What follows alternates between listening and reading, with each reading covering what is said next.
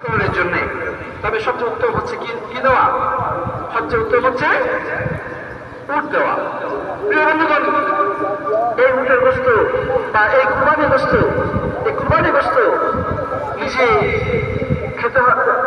এই কুরবানি গোস্ত বর্তমান নিয়মটা কি? কুরবানি গোস্ত বর্তমান নিয়মটা কি?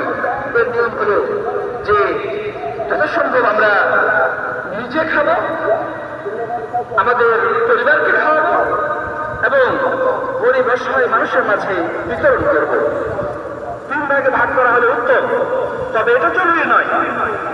যদি আপনার পরিবারের লোকজন বেশি থাকে তাহলে আপনি বেশিরভাগই যদি পরিবারের জন্য রেখে দেন, এটা দোষের কিছু নয়।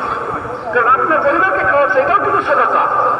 আপনি নিজে খাচ্ছেন, পাশাপাশি আপনার স্ত্রী সন্তান সন্তানকে খাওয়াচ্ছেন, আপনার বাবা মাকে খাওয়াচ্ছেন, আপনার ভাই বোনদেরকে তাকে খাওয়াচ্ছেন, এই ক্ষেত্রটাই কিন্তু সাদাকা।